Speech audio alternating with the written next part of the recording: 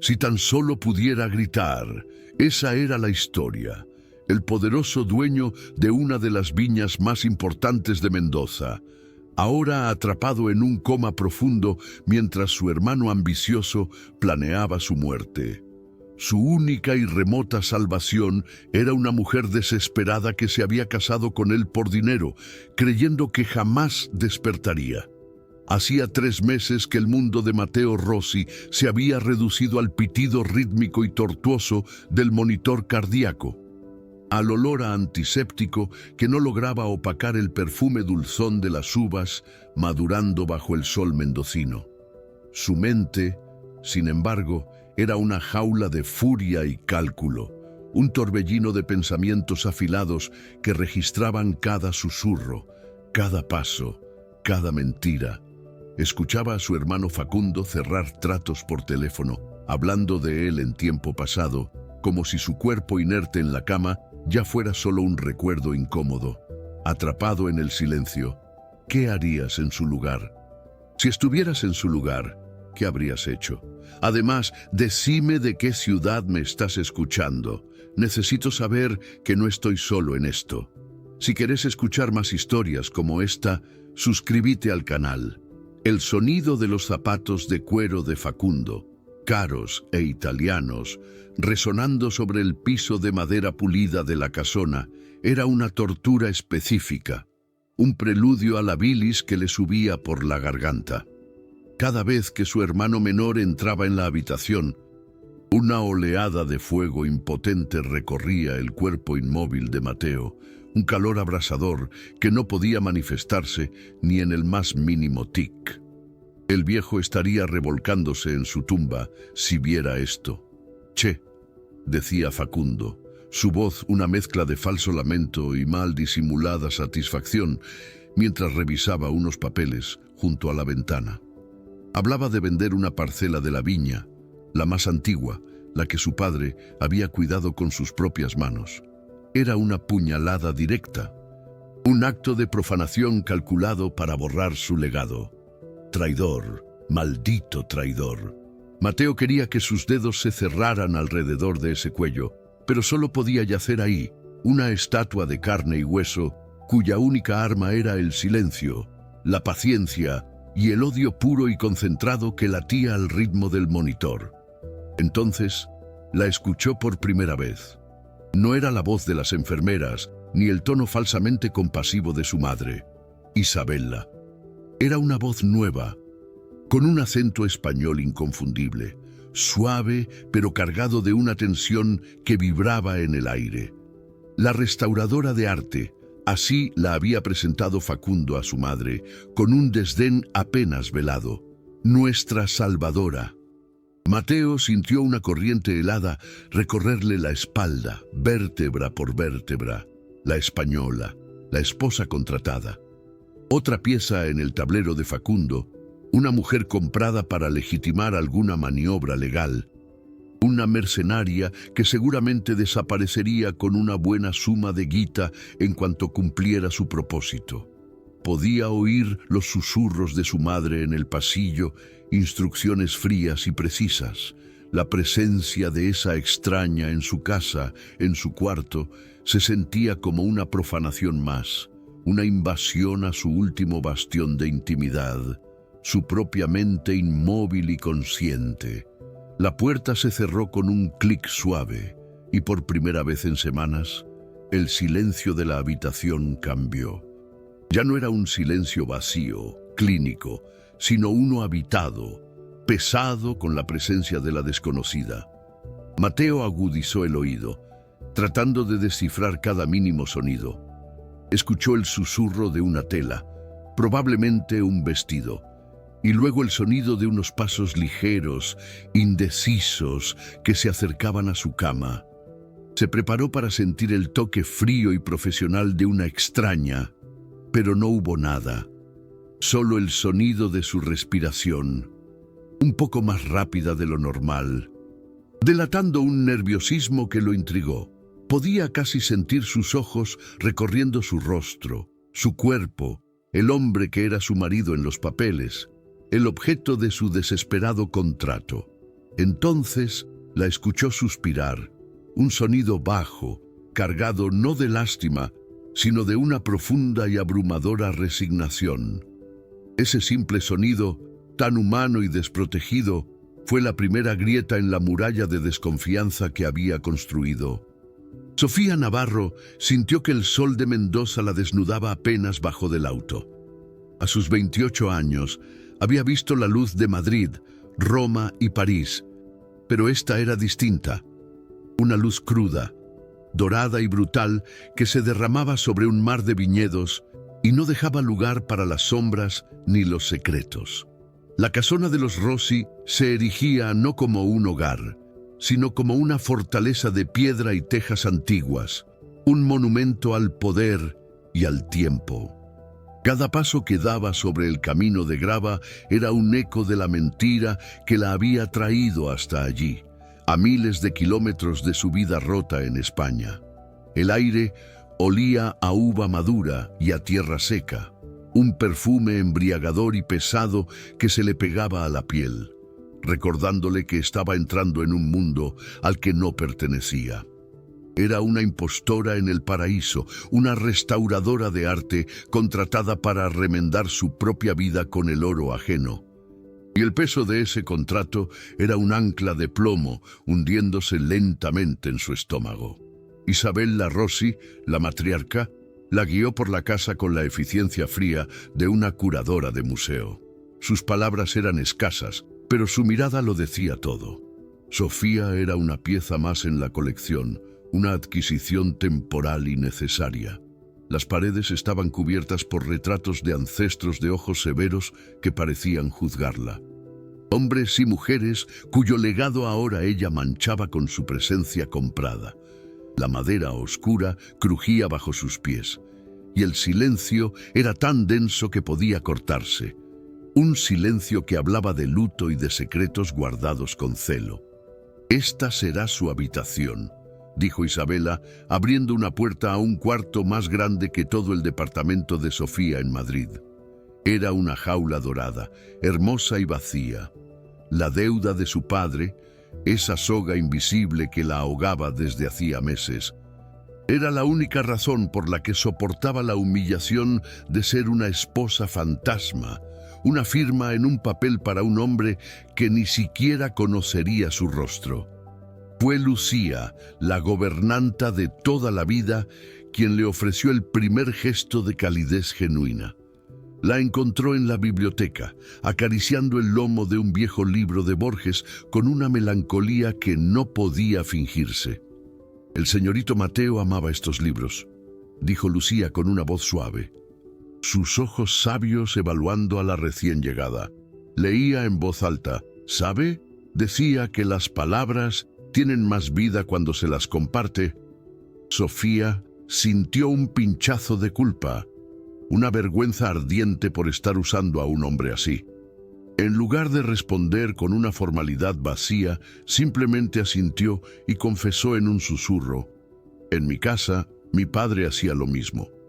En ese pequeño instante de verdad compartida, algo cambió en la mirada de Lucía. Vio más allá del contrato, más allá de la gallega oportunista, y vislumbró a la mujer que había debajo, una mujer sola y asustada. «No se deje engañar por lo que dicen en el pueblo, che», continuó Lucía, bajando la voz como si compartiera un secreto de estado. El patrón no era un hombre fácil, pero era justo. Tenía una intensidad que a veces asustaba, como el zonda que baja de la cordillera. Lo sentía todo demasiado. Por eso construyó estos muros a su alrededor, para que nadie viera que por dentro era fuego puro. La descripción pintó en la mente de Sofía una imagen vívida y peligrosa, la de un hombre complejo y apasionado, no el cuerpo inerte que le habían descrito. Una curiosidad indeseada, un cosquilleo eléctrico le recorrió la espalda. Se obligó a aplastarla de inmediato. Ella estaba allí por negocios, para cumplir una función. Sentir era un lujo que no podía permitirse. Una complicación que podría destruir el frágil acuerdo que sostenía el futuro de su familia. Esa noche, Sola en la inmensidad de su cuarto, releyó el contrato. Los términos eran brutales en su claridad. 6 semanas de matrimonio, seguidas de una anulación discreta y una transferencia bancaria que saldaría la deuda que había destruido a su padre y amenazaba con llevarse a su madre.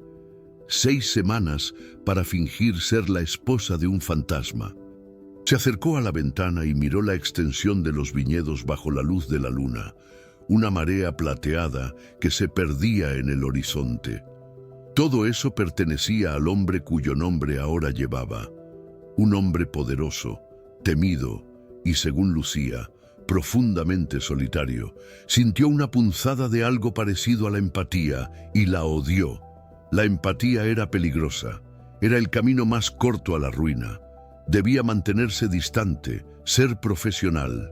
Era un trabajo, el último y más desesperado de su vida, antes de que todas las puertas se cerraran para siempre. Respiró hondo, el aire fresco de la noche llenando sus pulmones con el aroma de la tierra mendocina. Sabía que no podía posponerlo más. Para que su presencia en esa casa tuviera sentido, para que la farsa fuera creíble, debía verlo. Debía enfrentarse al hombre silencioso en el centro de aquel imperio y de su propio y desesperado plan. Una parte de ella quería salir corriendo, volver a Madrid y enfrentar la miseria con dignidad, pero la imagen del rostro preocupado de su madre era más fuerte que su orgullo. Con una resolución que no sentía, se dio la vuelta y caminó hacia la puerta. Sus pasos resonaron en el pasillo silencioso, cada uno llevándola más cerca del ala oeste de la casona, más cerca del corazón inmóvil de la dinastía Rossi. Era hora de conocer al hombre cuyo silencio había comprado su futuro. Al día siguiente, buscando un respiro del silencio opresivo del cuarto de Mateo, Sofía decidió caminar por los jardines. Necesitaba aire, necesitaba sentir algo más que el olor a antiséptico y la culpa que le carcomía el alma. El sol de la tarde caía en ángulos dorados sobre los rosales y las lavandas, pero la belleza del lugar no lograba calmar el nudo en su estómago. Fue entonces cuando lo vio. A unos 30 o 40 metros, cerca de los establos, una silueta masculina se recortaba contra la pared de adobe. Era alto, de espaldas anchas y una postura que irradiaba un poder tranquilo y dominante. No podía ver su rostro, solo el contorno de un cuerpo fuerte, tenso, como el de un depredador en su propio territorio. Se detuvo en seco, oculta a medias por un viejo álamo, sintiendo que el aire se volvía de repente más denso, más pesado, cargado de una electricidad que no comprendía. Una oleada de calor inexplicable le trepó por la nuca y se extendió por sus mejillas. Un rubor ardiente y vergonzoso. Su corazón, que hasta ese momento latía con un ritmo cansino, se desbocó en un galope violento contra sus costillas, un tambor salvaje que resonaba en sus oídos. Un hormigueo eléctrico le recorrió las yemas de los dedos y sintió cómo cada centímetro de su piel despertaba de golpe, una conciencia súbita y abrumadora de su propio cuerpo. ¿Qué era esa reacción? Era absurda, irracional. Era una respuesta primitiva a la simple presencia de un desconocido. Se recriminó con ferocidad. Ella estaba allí para cumplir un contrato, para ser una esposa fantasma de un hombre en coma, no para sentir esta atracción animal y descontrolada por una sombra. Debía ser Facundo, el hermano.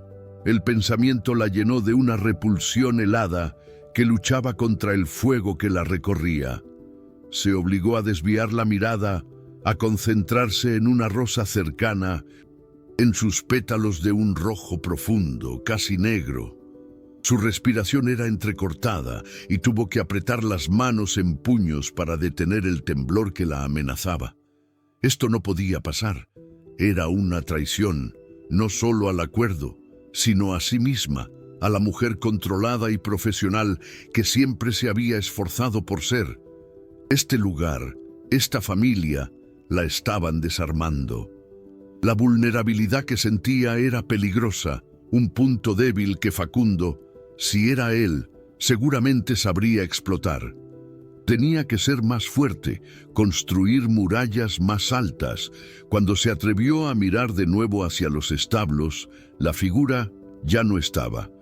Había desaparecido tan silenciosamente como había aparecido, dejando a Sofía sola con el eco de una reacción física que no podía explicar y que la aterraba profundamente. Más tarde, mientras subía la gran escalera de madera hacia su habitación, un sonido la detuvo. Provenía de una puerta entreabierta al final del pasillo, una que siempre había estado cerrada. El despacho era una voz de hombre, no la voz ligeramente nasal y con un toque de arrogancia de Facundo, la que había escuchado brevemente al llegar. Esta era diferente. Era una voz grave, profunda, con una resonancia que parecía vibrar no solo en el aire, sino dentro de su propia caja torácica. Hablaba en voz baja, fragmentos de frases sobre vinos y exportaciones que llegaban hasta ella de forma confusa. Pero no eran las palabras lo que la paralizó, era el timbre, la textura de esa voz.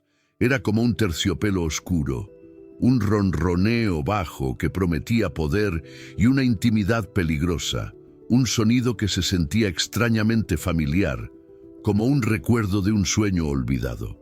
Un escalofrío violento le recorrió la columna, vértebra por vértebra, erizándole la piel de los brazos. Una contracción involuntaria en el bajo vientre la hizo jadear en silencio.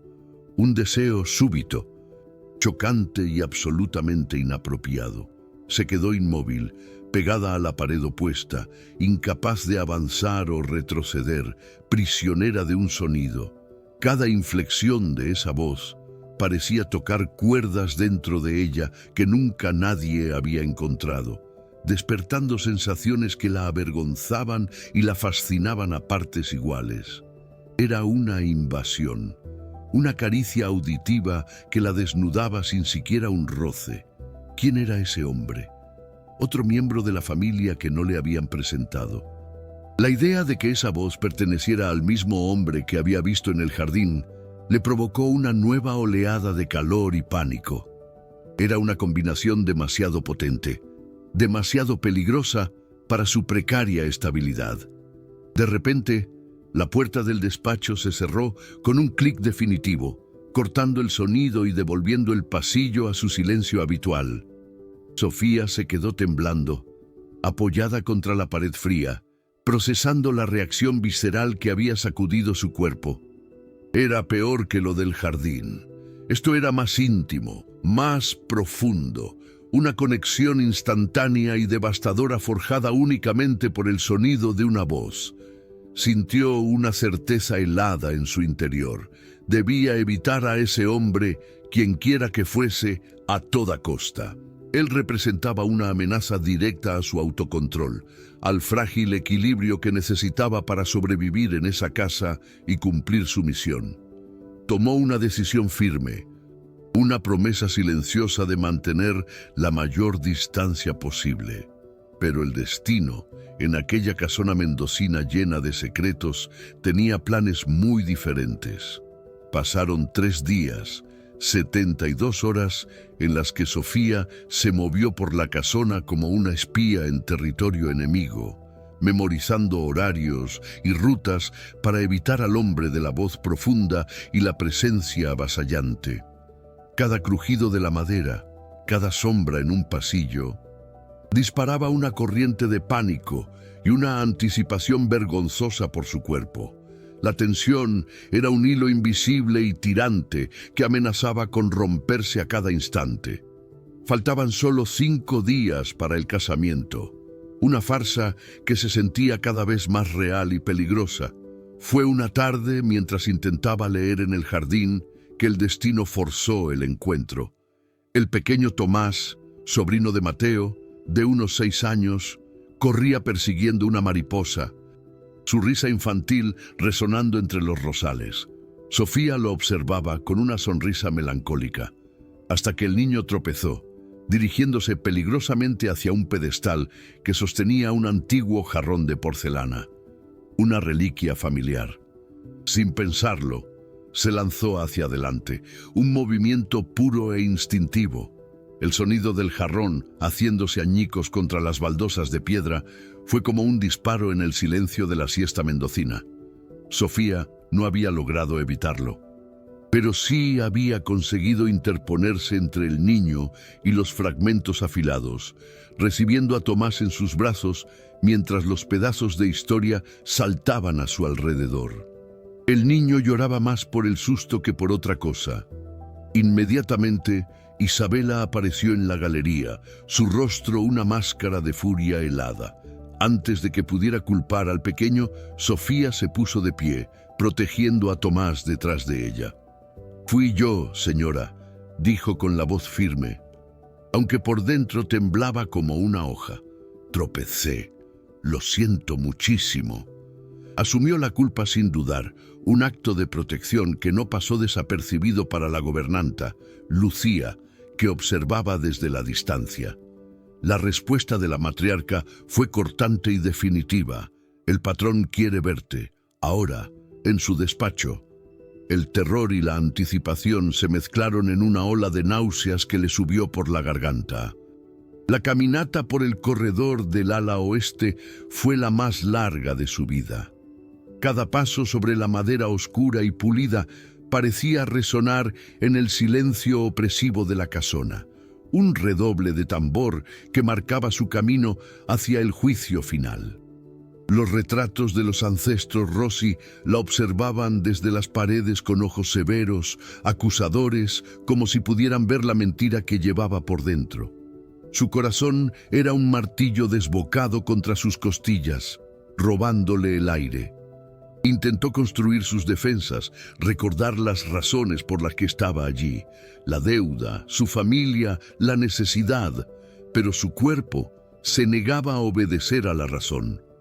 Un temblor incontrolable se apoderó de sus manos y sintió un calor sofocante trepando por su cuello. Se estaba desmoronando antes de siquiera haber llegado. Al final del pasillo, la puerta de roble macizo del despacho se alzaba como la entrada a la jaula del león, y ella era la ofrenda.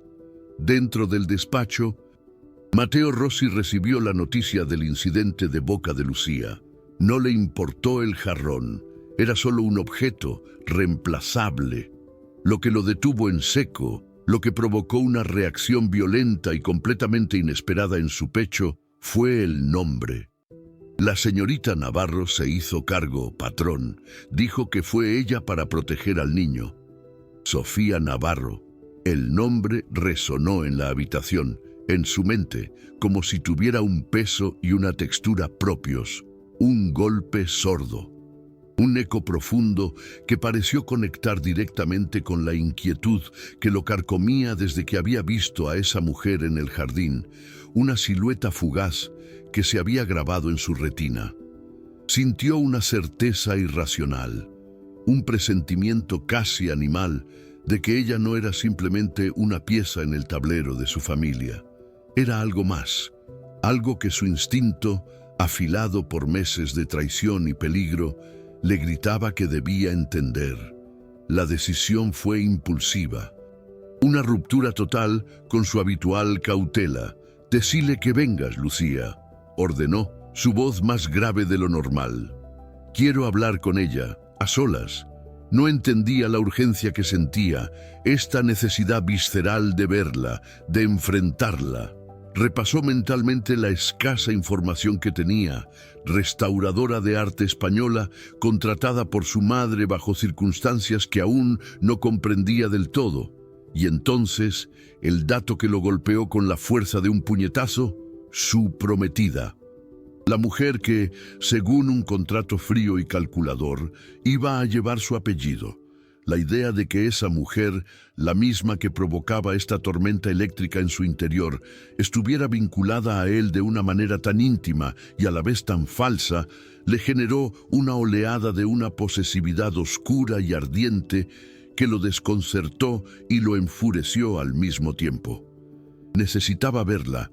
Necesitaba mirarla a los ojos y descubrir quién era realmente la mujer que llevaba su nombre. Sofía llegó a la puerta, su mano temblando mientras se elevaba para golpear la madera. Del otro lado, Mateo se puso de pie. El sonido de su silla al moverse sobre la alfombra fue el único aviso. El aire entre ellos crepitaba, cargado de una tensión casi insoportable. Estaban a un segundo del encuentro, de la colisión. Justo cuando los nudillos de Sofía iban a tocar la puerta, un torbellino de movimiento irrumpió en el pasillo.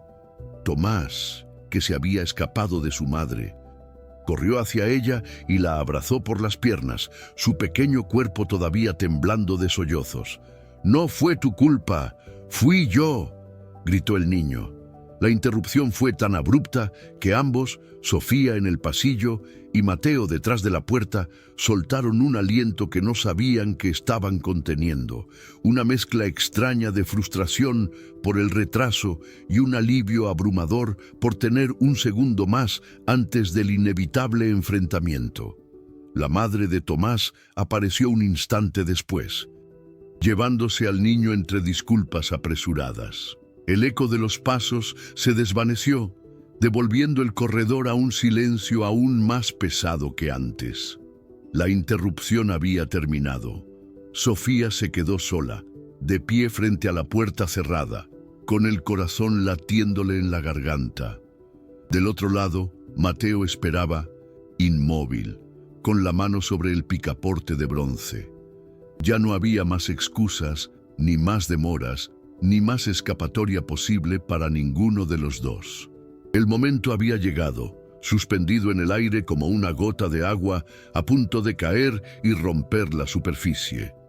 Ahora, solo una puerta de roble macizo los separaba del impacto inevitable, de la colisión de dos mundos que estaba a punto de incendiarlo todo con una claridad cruel y devastadora. La puerta se abrió.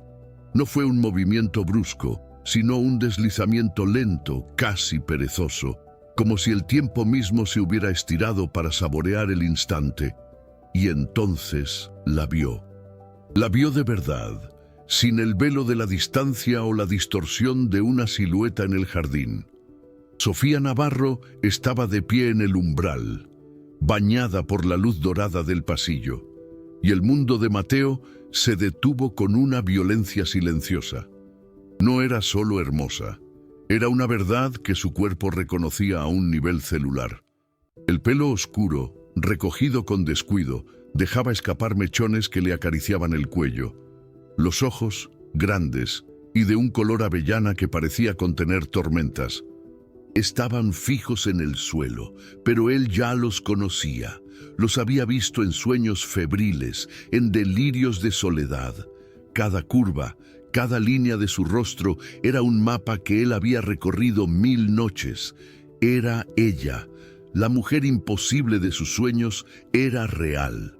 Un alivio devastador le aflojó las rodillas y tuvo que aferrarse al borde de su escritorio para no caer. Era real y estaba aquí.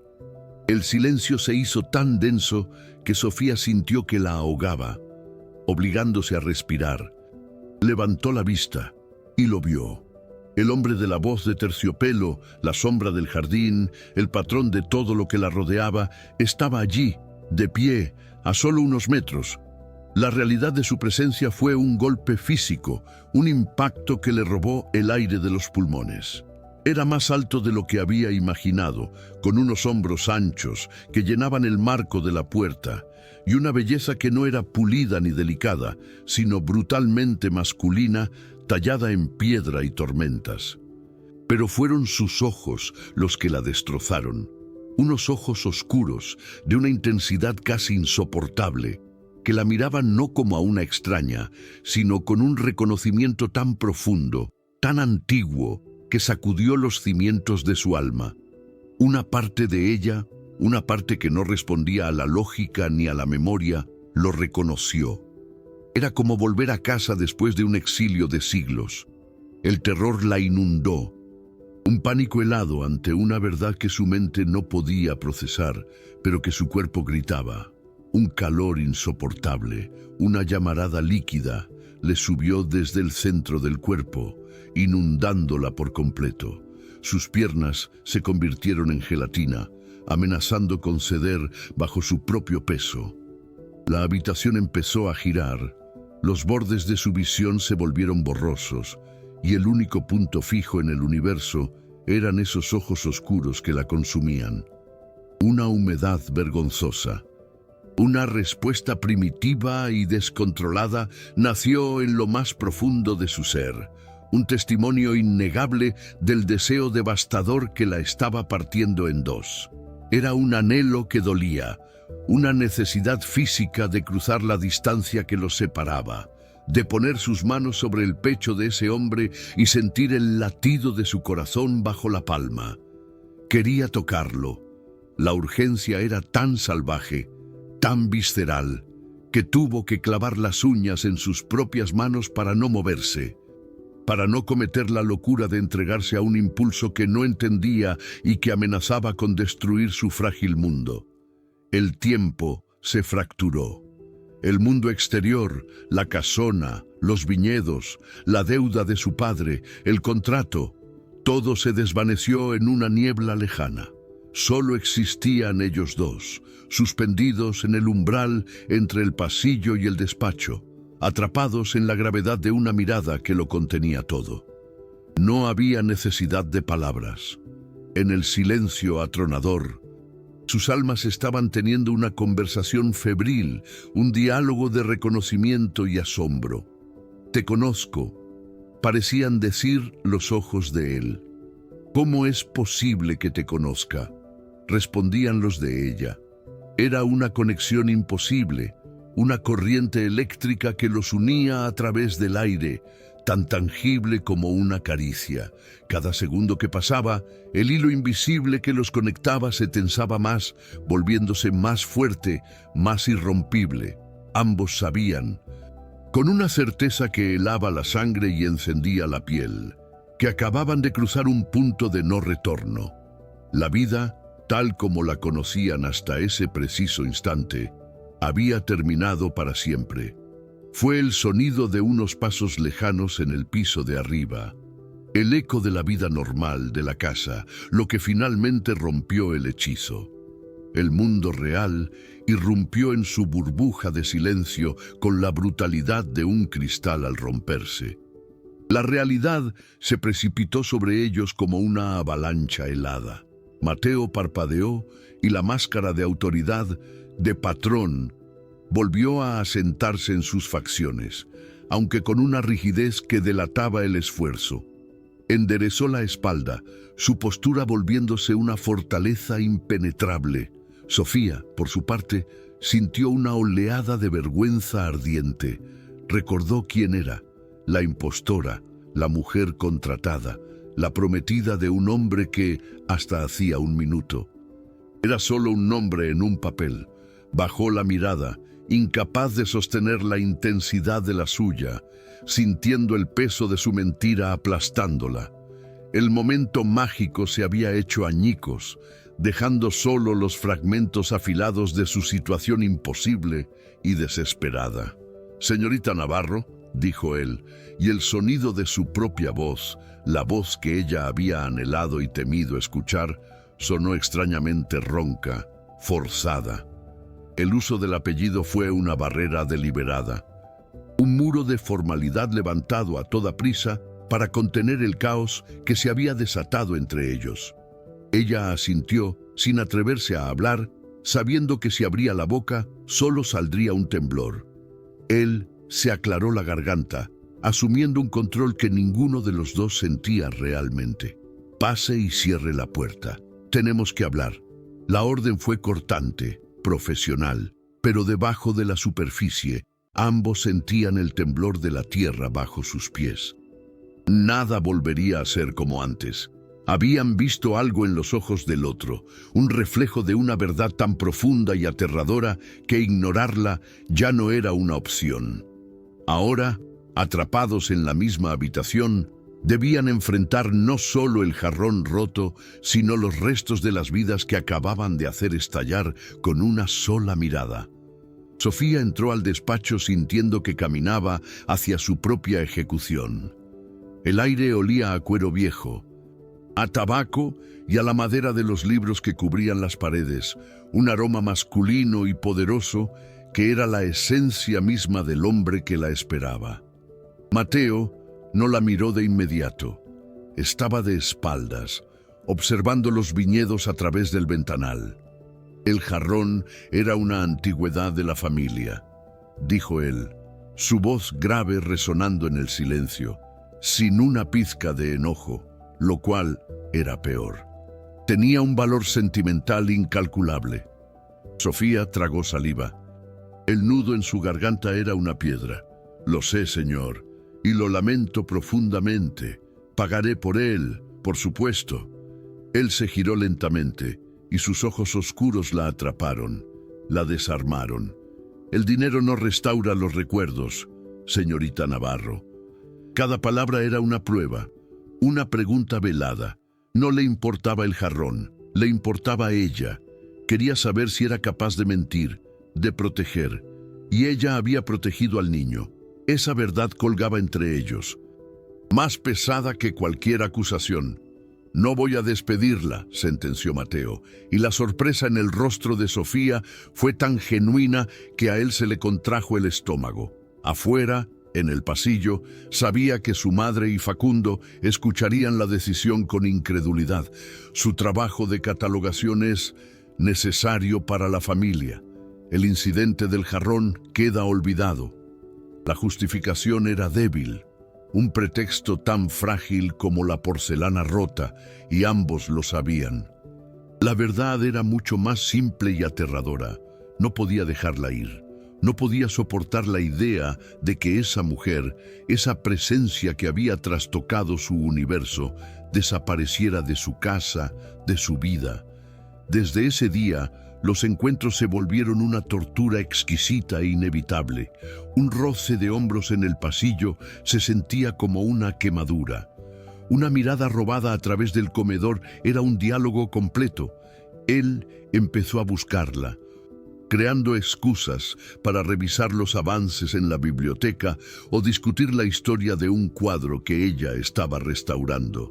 Era una obsesión silenciosa, un asedio sutil que la acorralaba cada día un poco más. Sofía intentó construir un muro de profesionalismo a su alrededor, una fortaleza de indiferencia que se desmoronaba cada vez que él entraba en una habitación. Era una traición de su propio cuerpo, una rendición incondicional que la llenaba de vergüenza y de un deseo ardiente. Cuando oía el sonido de sus botas de cuero sobre la madera, su respiración se volvía superficial, un hilo de aire que apenas la mantenía consciente. La piel de sus brazos se erizaba, una reacción eléctrica a su proximidad, y sus pensamientos se fragmentaban en un caos de advertencias y anhelos. No podés, no debés, es el patrón, estás acá por un contrato sucio. Pero entonces él le hablaba, su voz de terciopelo oscuro envolviéndola, y cada una de sus resoluciones se convertía en cenizas. Se odiaba por su debilidad, por la facilidad con la que ese hombre la despojaba de todo su control, dejándola expuesta, temblando, queriendo algo que la destruiría.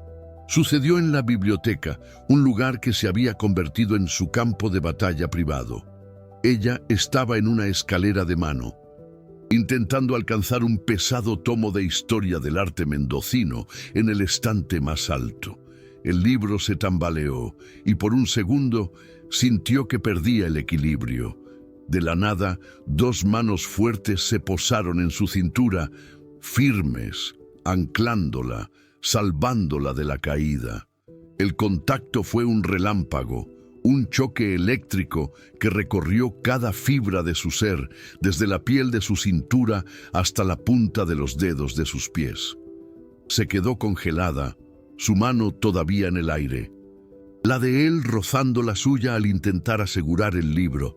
El mundo se redujo a ese punto de contacto, a la textura áspera de la piel de sus dedos contra la suya, al calor que emanaba de sus palmas a través de la tela delgada de su vestido. «Cuidado», susurró él, su aliento cálido en su nuca. Ninguno se movió durante una eternidad suspendida, marcados por un toque que era a la vez accidental y predestinado. El cartero le entregó la carta una mañana soleada. El sobre azul pálido con el sello de España se sentía como un trozo de hielo en sus manos cálidas. Era de su madre. Las palabras, escritas con una caligrafía temblorosa, eran un tejido de amor y desesperación. Hablaba del alivio que su matrimonio había traído, de cómo los acreedores habían dejado de llamar, de la esperanza que volvía a la casa. Cada frase era una caricia y una puñalada. La soga invisible alrededor de su cuello se apretó hasta casi ahogarla. El plazo se acercaba. Las 6 semanas de farsa estaban por cumplirse. La realidad de su situación la golpeó con la fuerza de un viento helado. Estaba atrapada entre la ruina de su familia y un sentimiento imposible por un hombre que ni siquiera sabía la verdad sobre ella. El pánico era una marea negra que subía, amenazando con ahogar el fuego incipiente que Mateo había encendido en ella. Debía elegir, y cada opción era una forma diferente de morir. Una noche, mientras compartía una copa de Malbec con Lucía en la cocina, Mateo dejó caer su guardia. La gobernanta, que lo había visto crecer, notó la sombra en sus ojos, la tensión en sus hombros que nunca desaparecía.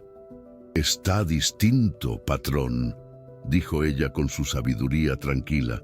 «Desde que llegó la señorita, hay algo en el aire».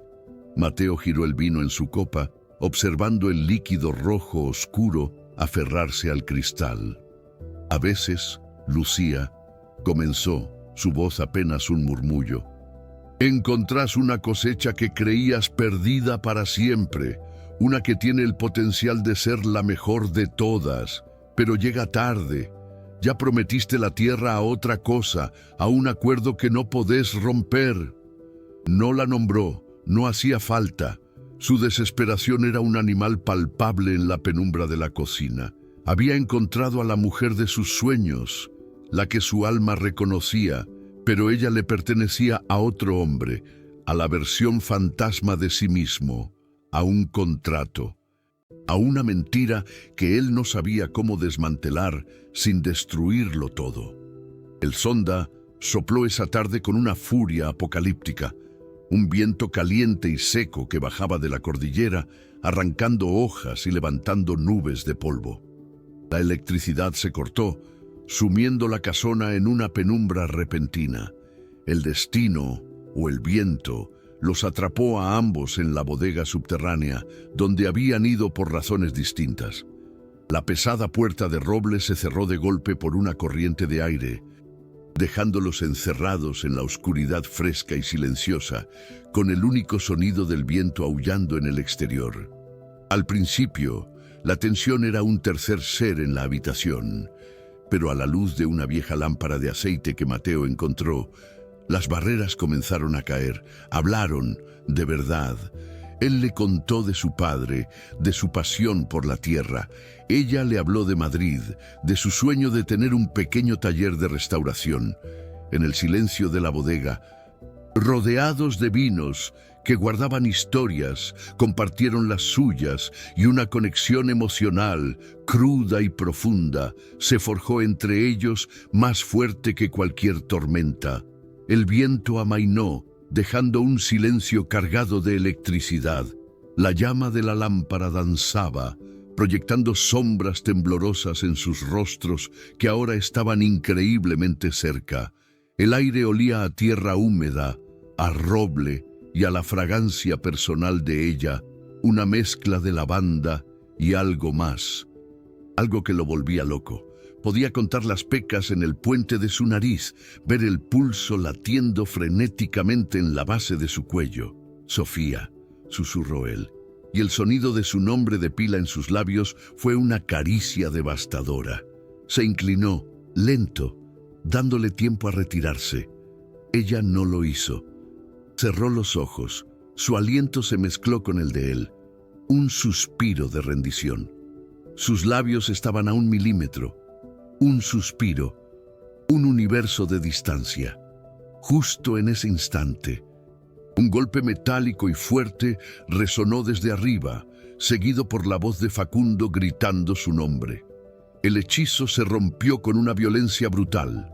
Se apartaron como si se hubieran quemado, cada uno retrocediendo a su rincón de la bodega, sin aliento, frustrados y con la certeza insoportable de que la situación se había vuelto completamente insostenible. La noticia llegó no como un susurro, sino como el filo helado de una guillotina. Isabela la interceptó en el gran salón, con una carpeta de cuero en las manos y una sonrisa que no le llegaba a los ojos. «Sofía, querida, buenas noticias», dijo con su tono falsamente meloso. «Los papeles de la anulación están listos. Facundo fue muy eficiente. Solo necesitas firmar acá y acá. Mañana a primera hora te espera un remis para llevarte a Ezeiza. Tu vuelo a Madrid sale al mediodía». Cada palabra era un martillazo en el pecho de Sofía. Mañana. El tiempo se había contraído, colapsando en un punto de pánico puro y asfixiante. Miró los papeles, la tinta negra sellando su destino, la promesa de libertad que ahora se sentía como una sentencia de muerte. El dinero para su familia estaría en su cuenta antes de que el avión despegara. Todo estaba resuelto, todo, excepto el agujero negro que se abría en su alma, un vacío con la forma exacta de Matteo Rossi. El mundo se desvaneció, dejándola sola con el sonido de su propio corazón rompiéndose. Matteo escuchó la conversación desde el umbral de su despacho, oculto en las sombras. La noticia lo golpeó no en la mente, sino en las entrañas, como un puñetazo de hierro al rojo vivo. Mañana. La palabra resonó en su cráneo con la violencia de una explosión. Una furia primitiva, oscura y absolutamente posesiva se apoderó de él, quemando toda traza de paciencia y estrategia. Se había pasado semanas jugando al ajedrez, moviendo sus piezas con una cautela insoportable. Y ahora su reina estaba a punto de ser barrida del tablero por un tecnicismo legal. Al diablo con el plan, al diablo con Facundo y la viña. Nada de eso importaba si ella se iba. La imagen de Sofía subiendo a un avión, desapareciendo de su vida para siempre, fue una tortura insoportable. Un fuego helado le recorrió las venas. Ya no era el patrón calculador. Era un hombre al borde del abismo y con una claridad salvaje y aterradora. Supo que arrastraría al mundo entero con él antes de dejarla ir. Iba a encontrarla, iba a hacerla suya. Ahora, la encontró en el jardín trasero, cerca del viejo roble donde a veces leía. La luna llena bañaba la escena con una luz plateada y fantasmal, haciendo que su figura pareciera etérea, un sueño a punto de desvanecerse. Estaba de espaldas a él, con los hombros hundidos, la personificación de la derrota. El sonido de sus botas sobre la hierba la hizo girar en seco. Sus ojos enormes y brillantes de lágrimas no derramadas. «No te vas a ir», dijo él, y no fue una pregunta, sino un decreto, una orden arrancada desde lo más profundo de su ser. La distancia entre ellos crepitaba con una energía tan densa que era casi visible. Las máscaras se habían desintegrado. Ya no eran el patrón y la empleada, el hombre del contrato y la mujer comprada. Eran solo un hombre y una mujer devastados por un sentimiento imposible, enfrentándose bajo un cielo indiferente. «No podés pedirme eso, Matteo», susurró ella, su voz quebrándose, una súplica desesperada para que él no hiciera esto más difícil de lo que ya era. «¿Por qué?», la presionó él, dando un paso hacia ella, acortando la distancia, invadiendo su espacio. «Dame una sola razón que no sea una mentira». Y entonces ella se rompió. Las lágrimas que había estado conteniendo brotaron, trazando caminos de plata por sus mejillas. Porque me compraron, gritó en un susurro ahogado, porque mi nombre está en un contrato que salvó a mi familia de la ruina total. Porque cada día que paso en esta casa soy una fraude, una mentirosa. Siento por vos algo que me quema por dentro, algo que nunca sentí por nadie, y no tengo ningún derecho a sentirlo. Soy una impostora que se enamoró del hombre al que estaba usando. Tengo que irme. Es mi deber. Es mi penitencia. Cada palabra era un latigazo, una confesión que la desnudaba por completo, dejándola temblando, expuesta en su vulnerabilidad y su vergüenza, con el corazón hecho pedazos a los pies de él. Él cerró la distancia que quedaba en 2 zancadas, sus manos ahuecando su rostro, obligándola a mirarlo. Sus pulgares limpiaron sus lágrimas con una ternura que la desarmó.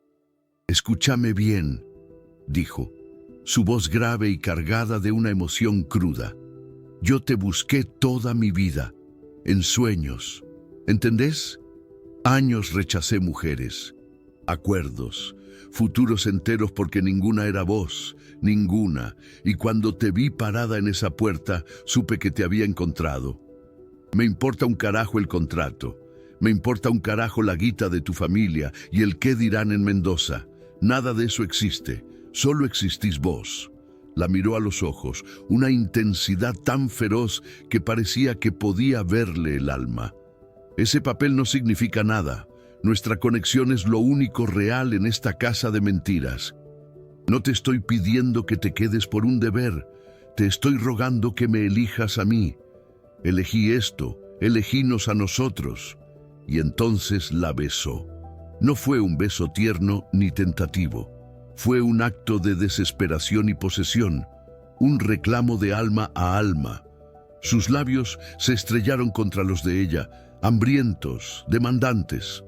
Sofía le devolvió el beso con la misma ferocidad, sus manos enredándose en su pelo, tirando de él, anclándose a la única verdad en su mundo caótico.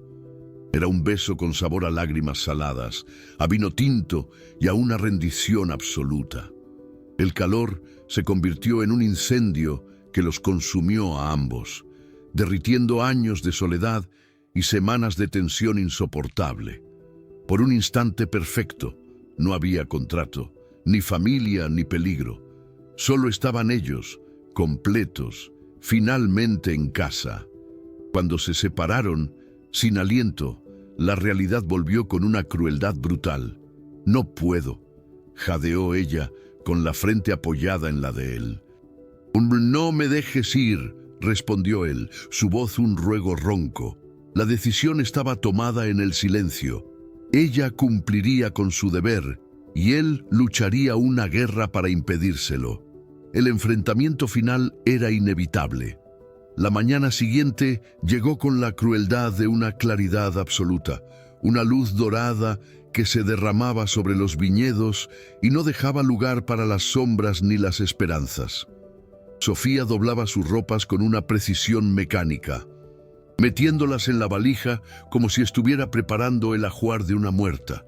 Cada prenda guardaba un fantasma, el perfume de la biblioteca, el polvo del jardín, el eco de su voz. Lucía la observaba desde la puerta con los ojos llenos de una tristeza que no necesitaba palabras. Pero fue el pequeño Tomás quien le partió el alma en 2. Se aferró a sus piernas, su carita mojada en lágrimas, suplicando con una voz rota: «No te vayas, Sophie, por favor, no te vayas». Ella se arrodilló, lo abrazó con una fuerza desesperada, inhalando el aroma infantil de su pelo, y le susurró una mentira que le quemó la garganta. «Voy a volver, campeón». Era una promesa que sabía que no podía cumplir. El último acto de una traidora. Mateo se había convertido en un fantasma dentro de su propio imperio, atrincherado en el despacho, con las cortinas corridas. El mundo se había reducido al ámbar de un vaso de whisky que no probaba y a los contornos de un viñedo que ya no le pertenecía. Lucía entraba en silencio, dejaba bandejas con comida que se enfriaban intactas y se iba sin decir nada, sabiendo que las palabras eran inútiles. Todo su poder, la autoridad que hacía temblar a hombres de negocios en 3 continentes, se había desintegrado frente a la imagen de ella dándole la espalda en el jardín. Era una impotencia visceral, un fuego helado que le recorría las venas. Cada segundo era una tortura, el eco de su confesión. Siento por vos algo que me quema por dentro. Resonaba en las paredes de su cráneo. Por primera vez en su vida, el gran Matteo Rossi, el patrón, estaba completamente derrotado, no por un rival, sino por una ausencia. La casona se preparaba para la boda con la solemnidad de un velorio, unas pocas flores blancas dispuestas en la pequeña capilla familiar. Parecían más ofrendas fúnebres que adornos de celebración. Los invitados eran escasos, los abogados de la familia, un par de socios comerciales que no entendían nada, y algunos parientes lejanos cuya presencia solo servía para dar un barniz de normalidad a la farsa. El aire estaba cargado de una tensión irrespirable, una sensación de tragedia inminente que se pegaba a las paredes como la humedad. Isabela guió a Sofía a su habitación para que se vistiera. Su sonrisa tensa era una máscara de acero. «Ya casi terminamos con esto», dijo, como si hablara de una transacción comercial.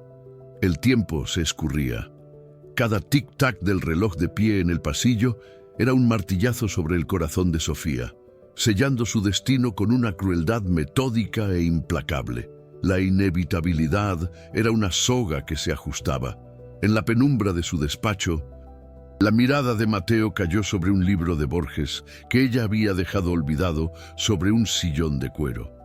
Lo tomó, sus dedos rozando la tapa gastada, y un rastro casi imperceptible de su perfume a lavanda subió hasta él, un golpe directo al centro del alma. Y en ese instante, la claridad lo atravesó como un rayo. Había pasado su vida construyendo un legado, protegiendo un apellido, acumulando poder como si fuera un escudo contra la soledad. Pero era todo polvo. Un imperio de tierra y uvas sin nadie con quien compartirlo. Sin ella, la imagen de una vida sin su risa, sin la tormenta en sus ojos, sin la simple paz de su presencia, se le presentó como un desierto infinito. Al carajo el escándalo, al carajo el «¿qué dirán?». El verdadero quilombo no era desafiar a su familia, era condenarse a una existencia vacía. El amor era lo único que importaba, y él iba a pelear por eso, aunque tuviera que quemar su mundo hasta los cimientos. De pie frente al espejo, Sofía se sintió una extraña dentro de su propia piel. El vestido de novia, una pieza de seda simple y exquisita que Isabela había elegido, se sentía como una mortaja. La mujer que le devolvía la mirada tenía los ojos vacíos, una muñeca de porcelana a punto de ser vendida. Entonces, las palabras de Mateo resonaron en su mente, tan claras como si estuviera susurrándoselas al oído. «Elegínos a nosotros». Una oleada de rebelión, un fuego que creía extinto, le recorrió el cuerpo. Por primera vez, no pensó en la deuda de su padre ni en el honor de su familia. Pensó en ella, en su derecho a ser feliz, en la posibilidad de un amor que era real y salvaje. Se giró hacia la puerta, con el corazón martillándole en el pecho, dispuesta a correr, a gritar, a luchar. Pero la perilla no giró. Estaba encerrada. Isabela la había dejado prisionera, sellando su destino. El pánico se mezcló con una furia helada. No podía ser demasiado tarde. No se rendiría. Como una tormenta contenida que finalmente estalla, Mateo salió disparado de su despacho. Su energía era tan violenta que Lucía, al verlo pasar por el pasillo, intentó interponerse en su camino. «Patrón, por el amor de Dios, piense en lo que va a hacer. Va a ser un escándalo monumental», suplicó la mujer. Él apenas se detuvo. sus ojos oscuros ardiendo con una determinación que la hizo retroceder. «Hay cosas peores que un escándalo, Lucía», dijo, su voz grave y cargada de una verdad irrefutable. «Como morirse en vida. No había plan, no había estrategia, solo la certeza animal de que tenía que llegar a ella». Sus botas resonaban sobre la madera pulida, un tambor de guerra que anunciaba su llegada. Mientras se acercaba a la capilla, el sonido débil de un órgano comenzó a flotar en el aire. Las primeras notas de la marcha nupcial. La ceremonia había comenzado, y él iba a detenerla. Nada ni nadie en este mundo iba a impedírselo. Las primeras notas del órgano llenaron la pequeña capilla de la estancia, un sonido solemne y pesado que se sentía más como una marcha fúnebre que como el preludio de una boda. Sofía estaba de pie junto a Facundo, su cuerpo rígido dentro del vestido de seda, el velo una jaula de encaje que la separaba del mundo. Veía todo a través de una neblina de irrealidad. Las caras de los pocos invitados, una colección de máscaras curiosas y juzgadoras, las velas parpadeando en el altar, sus llamas danzando como almas en pena, el rostro del sacerdote, una mancha borrosa de piedad profesional. Facundo le apretó el brazo, un gesto de posesión que le provocó una oleada de náuseas heladas. Su mente era un torbellino silencioso, un grito ahogado de resignación. Se había rendido. Había aceptado su destino como un sacrificio necesario, una penitencia por haber osado sentir, por haber amado al hombre equivocado. El sacerdote comenzó a hablar, sus palabras un murmullo lejano que sellaba su condena. «Se terminó», pensó ella, cerrando los ojos. «Es el final». Entonces, un estruendo brutal hizo temblar los vitrales. Las pesadas puertas de roble de la capilla se abrieron de par en par, golpeando contra los muros de piedra con la furia de un trueno. Toda la congregación se giró en un solo movimiento, un mar de rostros estupefactos, y allí, recortado contra la luz cegadora del sol de Mendoza, estaba él, Mateo. No el patrón pulcro y controlado, sino un hombre deshecho por la tormenta, con el pelo revuelto, la camisa abierta en el cuello y los ojos ardiendo con una intensidad que parecía consumir todo el oxígeno de la capilla. El órgano se cayó en una nota discordante. El silencio que cayó fue absoluto, denso, cargado de una electricidad palpable. Ignoró a todos. Su mirada atravesó el pasillo. Una flecha de fuego que la encontró, la atrapó y la sostuvo. En ese instante, el mundo se desvaneció. Solo existían sus ojos, una promesa salvaje y una pregunta desesperada que lo cambiaba todo. Había venido, por ella. Comenzó a caminar por el pasillo central, sus botas resonando sobre las baldosas con una cadencia lenta y deliberada, un redoble de tambor que marcaba el fin de la farsa. Cada paso era una declaración de guerra contra su propia familia, contra las tradiciones, contra el destino que le habían impuesto a ella. Se detuvo a pocos metros del altar. Su presencia, un campo de fuerza que distorsionaba la realidad. «Basta», dijo. Su voz no un grito, sino un trueno bajo y controlado que llenó cada rincón de la capilla. Esta mentira se terminó. Se giró hacia los invitados, su mirada barriendo las caras de la alta sociedad mendocina. «Todos ustedes vinieron a ser testigos de un contrato, de un negocio sucio disfrazado de sacramento, pero yo vine a reclamar lo que es mío». Volvió a clavar sus ojos en Sofía y su voz se quebró con una vulnerabilidad que la desnudó. «Vine por mi mujer, porque ella es mi vida, y no voy a permitir que nadie, ni siquiera mi propia sangre, me la arrebate». El caos estalló. Un murmullo colectivo recorrió la capilla, convirtiéndose en un zumbido de escándalo. ¡Qué papelón! Siseó una mujer enjollada. Isabela se puso de pie de un salto, su rostro una máscara de furia pálida. «Mateo, perdiste la cabeza, basta de este circo», gritó. su voz temblando de rabia y humillación. Facundo, por su parte, soltó a Sofía y dio un paso hacia su hermano, con el rostro congestionado de ira. «Andate de acá, no vas a arruinar esto», amenazó. Pero Mateo ni siquiera lo miró. Su universo entero estaba concentrado en Sofía, en su rostro pálido detrás del velo. Ignoró los gritos, los jadeos, la vergüenza pública que se derramaba como vino agrio. Se estaba humillando, el poderoso patrón de los Rossi, suplicando frente a todos, despojándose de su orgullo, ofreciéndole su alma rota como única dote. El escándalo no le importaba. El único infierno era una vida sin ella. «Sofía», dijo él, y su nombre en sus labios fue a la vez una caricia y una orden. Extendió su mano, una mano grande y fuerte, marcada por el trabajo en la viña.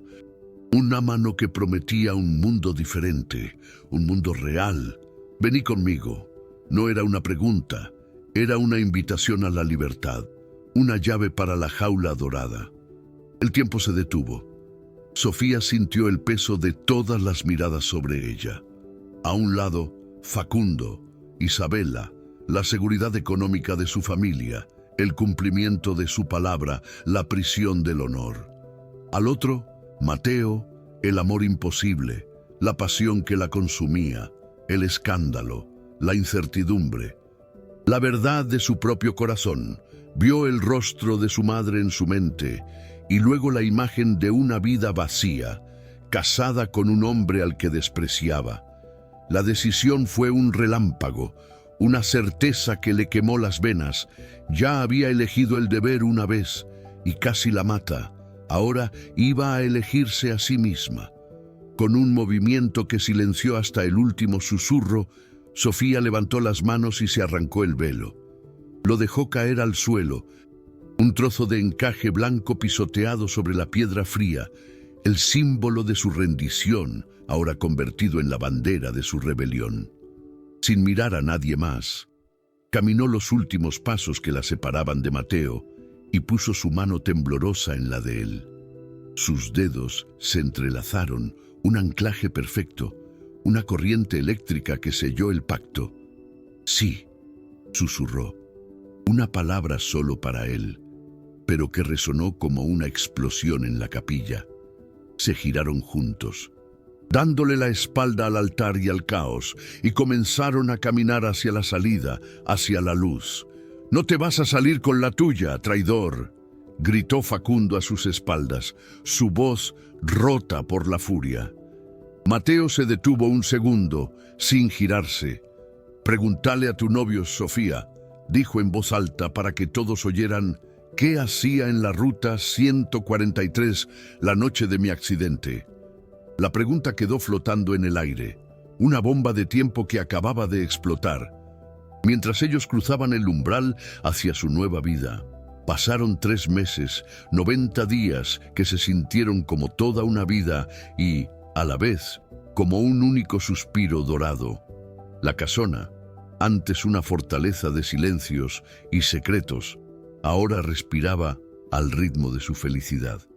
Las mañanas comenzaban no con el pitido de un monitor, sino con el aroma a café recién hecho y el sonido de la risa de Sofía mientras intentaba, sin éxito, preparar mate como una mendocina de pura cepa.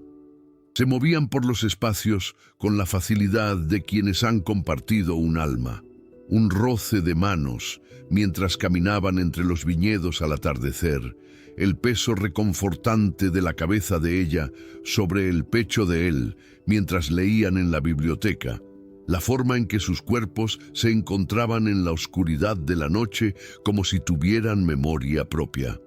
Cada momento era una reafirmación silenciosa y poderosa de su elección. Habían quemado el mundo de las apariencias para construir uno propio, un imperio basado no en la tierra, sino en la certeza absoluta de pertenecerse el uno al otro. La validación del mundo exterior llegó, como suelen hacerlo las verdades, de forma contundente y pública. El diario local publicó la sentencia final. Facundo Rossi, condenado a 20 años de prisión por intento de homicidio y fraude. La noticia detallaba la red de mentiras que había tejido, su resentimiento y la manipulación a la que había sometido a toda su familia. Para Sofía, leer esas palabras fue como quitarse un último peso invisible del alma, la confirmación de que su instinto no la había engañado, de que había escapado no solo de un contrato, sino de un destino trágico. Una tarde, Isabela apareció en la estancia sin avisar. No hubo grandes discursos, solo unos ojos llenos de un arrepentimiento silencioso mientras observaba a Mateo y Sofía cuidar de Tomás en el jardín. Antes de irse, le entregó a Sofía una pequeña caja de madera. Dentro, un broche antiguo de la abuela Rossi. «Él nunca fue tan feliz», susurró la matriarca, y en esa simple frase todas las heridas del pasado comenzaron a cerrarse. Una noche, Mateo la guió de la mano hasta la habitación del ala oeste, aquella que había sido su jaula y su santuario. Los muebles eran los mismos, pero la energía era completamente distinta. Las cortinas estaban abiertas de par en par, dejando que la luz de la luna inundara el cuarto, bañando las sábanas blancas en un resplandor plateado. En lugar del olor a antiséptico, flotaba el perfume de las jazmines que ella había puesto en un jarrón. Se sentaron en la cama y él tomó el viejo libro de Borges que siempre estaba en la mesita de luz. Abrió en una página al azar y comenzó a leer en voz alta, su voz profunda y resonante llenando el espacio que antes solo había conocido el silencio y el miedo. Cuando terminó, cerró el libro y la miró, sus ojos oscuros brillando con una emoción cruda. Durante meses, en esta misma cama soñé con una voz que me leía. Soñé con vos, susurró. Y ahora estás acá. Sos real. Se quedaron así, abrazados, mirando por el ventanal cómo las estrellas titilaban sobre el mar infinito de viñedos que se extendía bajo ellos, su legado y ahora su futuro compartido. Él apoyó la barbilla sobre la cabeza de ella, inhalando el aroma de su pelo. La paz que sentía era algo que nunca había creído posible, una calma profunda que sanaba todas las cicatrices. Ya no era el hombre atrapado en el silencio, el estratega acorralado por la traición. Era simplemente un hombre que había encontrado su hogar en el corazón de una mujer valiente. Si tan solo pudiera gritar, recordó haber pensado en su momento más oscuro. Ahora, en el silencio perfecto de la noche mendocina, no necesitaba gritar. Su alma estaba en calma. Apretó su mano contra la de ella y susurró contra su piel, con una certeza que era tan real como la tierra bajo sus pies. Creí que mi mundo se había terminado, pero solo estaba esperando a que vos llegaras para empezar.